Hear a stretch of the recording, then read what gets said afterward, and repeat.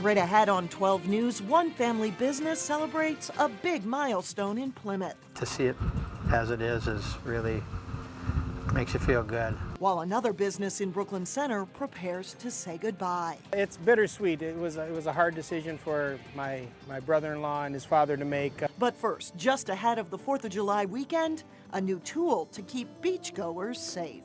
12 News starts right now. Hello and thanks for joining us. I'm Alexandra Renslow. And I'm Mike Johnson. With the upcoming holiday weekend, there's no doubt many people will want to head to the local beaches. And if you want to know which beaches near you are open, Hennepin County has a new website to help you out. Here's Cassie Bonstrom with more. It's the dog days of summer, and there's no better place to soak up sun than at the beach. But kids have so much fun there that parents often don't think about what else is lurking in the water. Growing up in Minnesota, you just go to the lake. You don't really think about it, right? Fortunately, while parents watch over their kids, health officials are watching out for bacteria. This is a routine weekly sampling. We do it every week between Memorial Day and Labor Day. Hennepin County public health officials make the rounds every Monday and take water samples from more than 30 beaches. Monday routine is we go out and do our beaches. We all have our routes. They check for unsafe levels of E. coli. So it's just an indicator of what might be in the lake water. The water samples are then taken back to the labs to be cultured for 24 hours. If they come back positive, then the health department informs the city that the beach should probably be closed. The county has unveiled a new tool to help beachgoers know which beaches are open and which ones didn't pass the test. The website shows a map of all the beaches and important information for each location. Last week, 15 of the 31 beaches they tested failed, likely because testing occurred after heavy rain. The rain washes in contaminants from the surrounding area. It comes in with the storm drains, and it also roils up the lake bottom. Not all bacteria causes illness, but the county doesn't want to take any chances. They don't want families like Sherry's to take home anything but their beach toys. We're okay with leaving it at the beach, so that's good that they test. In Maple Grove, I'm Cassie Bonstrom, 12 News. If you would like to check out the county's new beach map, we will have a link on our website, and that's 12.tv.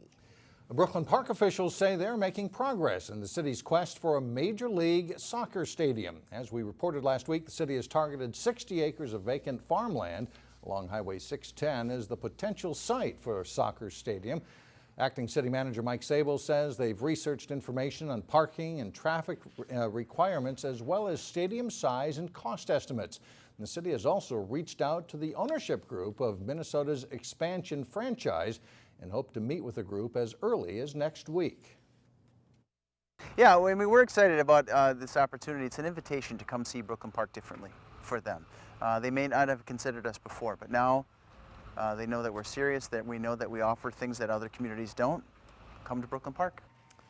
Major League Soccer has given the team's owners a July 1st deadline to figure out a stadium deal, but Brooklyn Park city leaders say they're operating with the mindset that that deal is not set in concrete.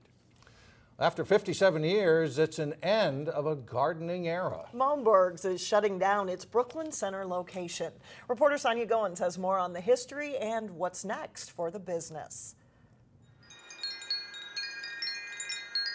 It's quality plant material. That's what customers come for. And then hopefully we're giving some of the best service in town. Well, I got some herbs, and this is a geranium.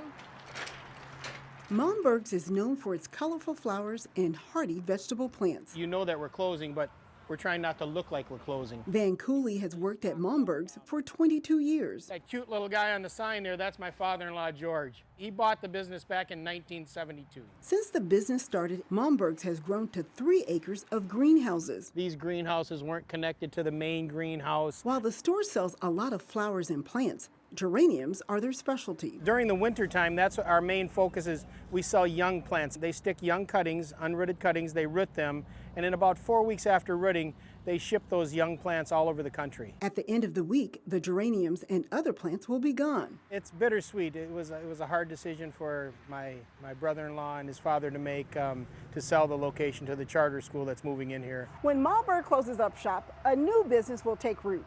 New Millennium Academy will be located here. The charter school serves the growing Hmong population in the Twin Cities. So I'm sure the community will rally around the school and it's probably a good thing for the area. Loyal customers say they will miss the business that's been a mainstay in the community for decades. Everyone here is just so friendly and helpful, and I love it. It's been here forever, and you're going to miss it. Malmborg says it will continue to keep customers happy all the way to the last day. We're keeping the place stocked up, looking good all the way till the bitter end. In Brooklyn Center, Sonia Goins, 12 News. Malmborg's last day is July 5th. A special sale will start on Thursday to help clear inventory. The Rogers and Blaine locations will continue to operate. Maple Grove Days is next week, and people from the local historical society hope residents will take a few minutes to celebrate the city's heritage.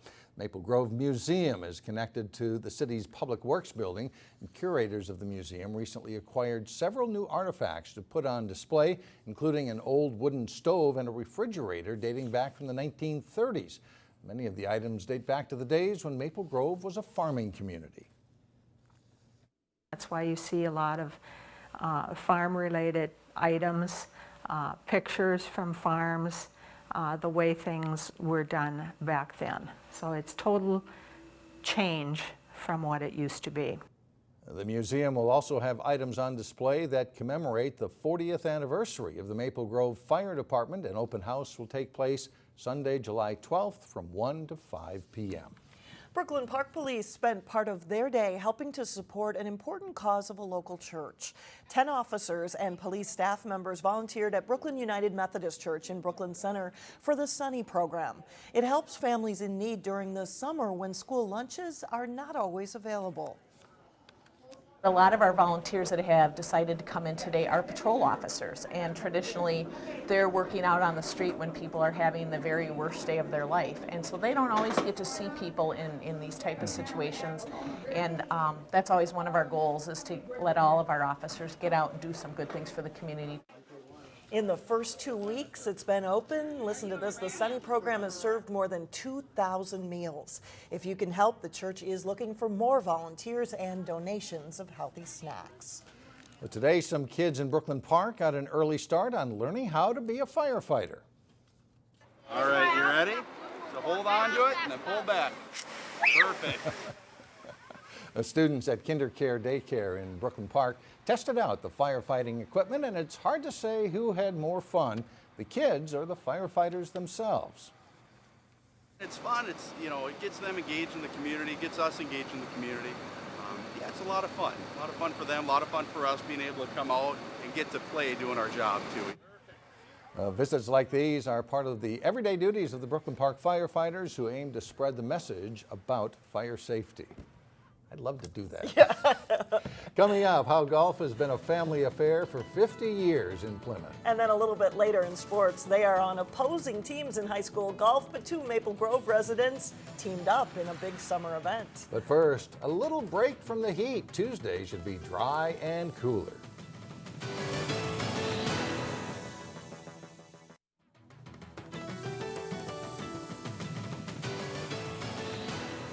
The new manager of the Maple Grove Gun Range speaks the language when it comes to dealing with everyday problems law enforcement face. Al Frang served with the State Patrol for 27 years. Several local police departments use the Maple Grove Range for practice, and Frang says he's in a position where he can help officers function well under stress. I think the easy part is teaching someone to shoot a gun. The hard and most difficult thing is to teach decision making. That takes a lot of experience, and you have to train in scenario type training and simulations to get anything like that. In addition to police training, the Maple Grove Range is open to the public on Saturdays. Well, in recent years, several Plymouth golf courses have closed. Elm Creek Golf Course and Bayesian Oaks, to name a couple. But there's one Plymouth golf course celebrating a big milestone. Hollydale turns 50 this year, and for this business, it is all in the family. Tucked in a Plymouth neighborhood off Old Rockford Road, Hollydale Golf Course is the kind of place where no matter how the game is going, golfers keep coming back. It is an absolutely gorgeous course. It is just, it's so lush, and all the evergreens. Now, you know, it's back to the, what is it, the quote, golf is a good walk ruined. For 50 years, this 18-hole course has been a family affair for the Daziel clan. It's been a journey. I mean, I was out here as a kid, you know, picking rocks, raking in grass seed, planting trees, and you know, when you're a kid, you look at it and you go, oh, this is a golf course? There's nothing out here, no grass, no trees. It was family farmland when Rick Daziel's father and uncle turned the land into Hollydale Golf in 1965. By the 1980s, the first homes started sprouting up around the course. It's really neat just seeing how everything's changed over the years. I mean, the tree, it's like a forest out here now. As the Plymouth community grew up around Hollydale, the Daziel family grew up too. And we were helping haul golf carts as soon as we could reach the pedals and see over the steering wheel. Daughter Malia Kazabowski did every job before going to college and pursuing her own career. And I ended up coming back to the family business because it's just a great job. We love working together. That doesn't mean it's easy. While other Plymouth golf courses have closed, Hollydale has weathered through recessions and rotten weather. The last 2 years were really rainy in the spring, and we had people that weren't coming out until July because it was so wet. Fortunately, the golfers do come back. Lovely course, good shape, and senior friendly. And as long as there's golfers, this family-owned business will keep celebrating a good thing. Hollydale is celebrating its 50th anniversary this Saturday with free food and golf deals. Still ahead, she is the new Little Miss Minnesota, but don't go calling her Little Miss Perfect. But first in sports, highlights from the 2015 Minnesota High School All-Star football game. Jay Wilcox has that and more when we come back. Well, I suppose you could call this their last high school game. These are all-stars and they're headed for college football. Yeah, most of these guys are getting set to move on to that next level and last chance to be recognized for their hometown and their high school and everything too. Many college-bound freshman football players are gearing up now for the start of their fall camp. Some of Minnesota's best from the class of 2015 met up in the Tackle Cancer Minnesota All-Star Game. Maple Grove's Adam Brandt, one of the North All-Stars in the game. It's all defense early. South's Landon Jacobson of Grand Meadow is hit by Daniel Hutterlick of Crosby Ironton and fumbles. Zach Knox of Stillwater recovers. On 4th and goal for the North, quarterback James Hendricks of Bemidji is denied by Jackson Ryan of Simley for the South. On the ensuing possession, though, a speed rush by North's Derek Porozinski of Park Rapids, and he sacks Ryan Schlichty for a safety. It's 2-0 North. Darren Lamker of Osseo coaching the North team. He sees the South strike as Schlichty of Mankato West hooks up with his high school teammate Connor Watts, and it's 7-2 South at halftime. North gets the offense going in the third quarter, though. Hendricks finds Totino Grace's Ben Mazenga for the touchdown here. And watch the catch by Shane Zylstra of New London Spicer on the two-point conversion, and it's 10-7 North. But South gets the only scores of the fourth quarter. Schlichty scrambles left and goes in for the touchdown as South wins at 21-10, and here's what two game MVPs had to say. Throughout the week, we've been putting a lot of work, and I just, again, thank my teammates for the hard work they put in and getting me better every single day. The game was fun, but I think throughout the week was the best part because we got to bond with new people across the whole state. Well, spending a lot of time on a golf course sounds like an ideal summer for a lot of people. Two high schoolers from the area have worked hard at their games, and it's paying off. It's a summer full of golf for longtime friends Matt Lutz and Sam Franklin of Maple Grove. Lutz and Franklin are playing for Team Minnesota as they face Wisconsin in a junior PGA Ryder Cup style tournament. We take 12 boys and 12 girls from the state of Minnesota and we compete against 12 guys and 12 girls from Wisconsin in a Ryder Cup format where one day is 4-ball, which is partner like stroke play, and you take the best score, and then one day is singles matches. I got a text from my dad. Said, "You want to play on the Minnesota Ryder Cup team?" I was like, "Yeah." It was a pretty cool experience. I didn't really know much about it until I read on the website. So.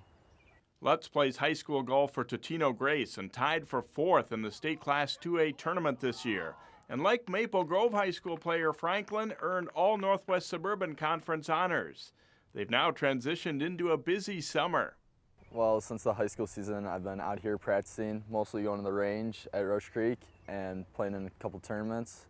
Had a couple tournaments up in Alexandria and Duluth this past week, and trying to qualify for the State Open, State Am. Playing the Players Tour, the Junior PGA, playing a bunch of MGA events, the State Am, State Open qualifiers, and playing the Resorters, the end of the year tournament up in Alexandria. While representing Minnesota against Wisconsin, Sam and Matt are happy they got the chance to be on the team together. You can get on each other's backs. If you hit a bad shot, you don't feel bad if you give your partner a bad time or something. So I've known Sam since probably about kindergarten when we went to Rush Creek Elementary just up the road from here. We know each other's game pretty well and kind of can help guide each other through the course. Frankling and Lutz will be entering their senior year of high school in the fall. Until then, they'll be honing their golf games in Maple Grove and beyond. Lutz and Frankling were teamed up in the first round against Wisconsin Sunday and have their match. Frankling won his singles match Monday, while Lutz was defeated at Stone Ridge Golf Course in Stillwater, Wisconsin, won the tournament 23-13, their third straight win. So a busy travel schedule for those guys. All right, thanks, Jay. We'll be right back. The golden spud is still missing somewhere in Brooklyn Park. Here's clue number 7. It's electric when the wind whispers mischievously through waving branches and leaves, whistling "Run free and find me" through the rushes and trees. Remember, there is a $300 reward for the finder of the golden spud. And finally, an 8-year-old Maple Grove girl will represent Minnesota this 4th of July weekend. Luca Schwartz, a third grader at Rush Creek Elementary, recently won the title of Little Miss Minnesota. She now moves on to the Little Miss United States pageant this weekend in Washington, D.C. Luca will also get to participate in the Independence Day Parade on Capitol Hill. Her mom, dad, brother, and sister will all get to share the experience with her. I'm looking forward to being in the parade with the president and seeing the same fireworks as him. This is a little different type of a pageant in that it's not so much about beauty and makeup and hair. It's more about personality and confidence, and so that was really neat to see. We were really proud of how she's done. She's done a great job. Luca has a good head on her shoulders for an 8-year-old. Her favorite motto is, "You are born to be real, not to be perfect." Oh, that's a lot for an 8-year-old. That is. That's a great motto. Luca says the whole experience has been a lot of fun and not ruling out competing in other pageants. So good luck. That's it for now. We'll see you tomorrow.